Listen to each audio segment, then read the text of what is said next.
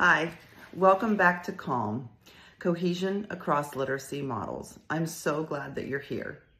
Calm sessions are designed to create space for clarity, for reflection, and for thoughtful conversation.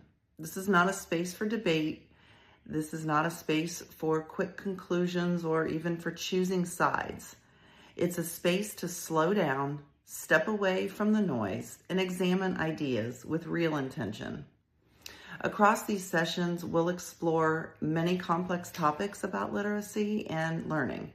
The episodes are set up in series of 3, so each series will explore a particular topic in literacy. This series is episodes 4, 5, and 6, and we're going to explore the frameworks for teaching. Frameworks within the structured literacy model, and within balanced, comprehensive, and responsive literacy models. We're going to look at the different perspectives, where they come from, what they seem to prioritize, and how they shape practice and policy. The purpose isn't to tell you what to think or what to do, but to support our understandings about the positives in both of these models.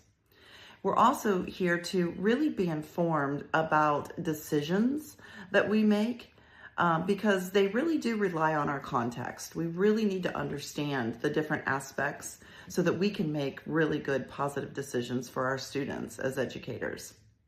So whether you're an educator, whether you're a school leader, a policy maker, a parent, these sessions are meant to meet you where you are.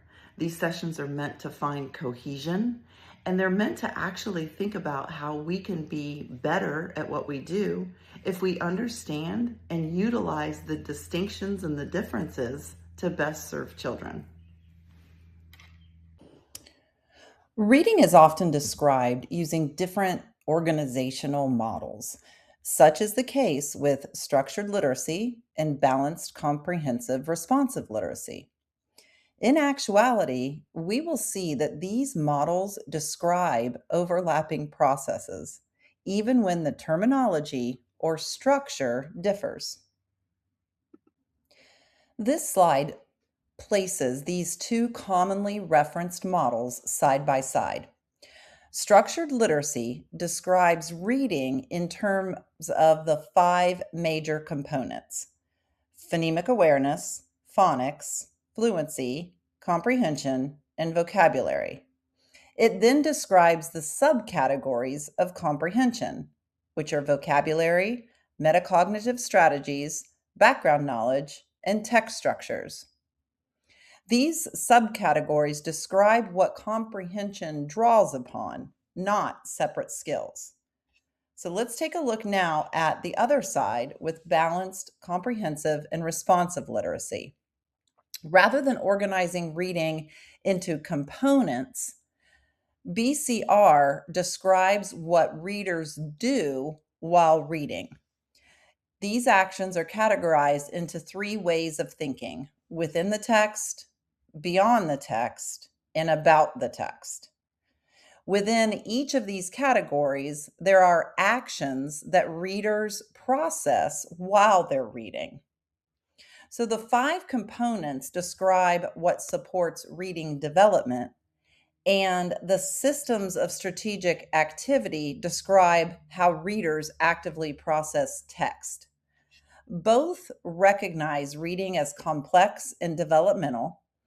Differences in the structure do not negate the shared instructional goals that these 2 models have.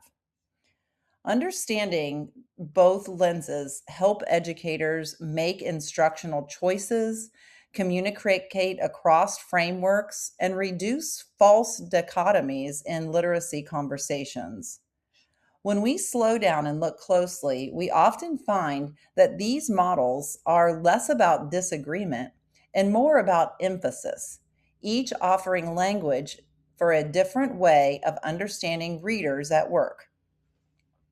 The next 5 slides will compare the different vocabulary used by each method and the shared meaning that they hold. You will hear calm music as you view each slide. Feel free to pause on the slides as needed.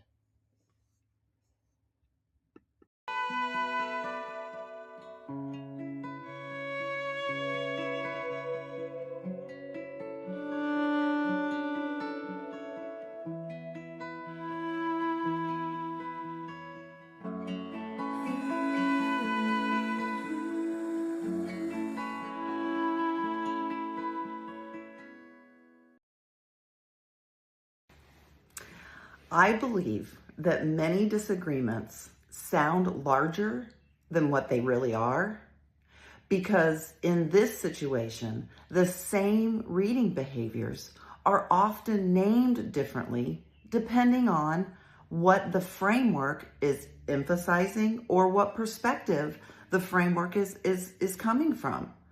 That's what's happening with structured literacy, where they talk about reading in terms of reading components, whereas balanced, comprehensive, responsive literacy talks about reading in terms of the actions that readers take. But when we look carefully at this translation, this layer of understanding and similarity allows us to see overlap. And recognizing that overlap, rather than calling it an opposition, helps us communicate better as educators.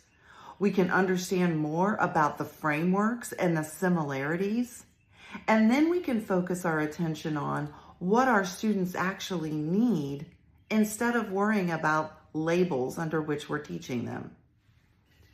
This has been a calm moment, making sense of literacy without the noise.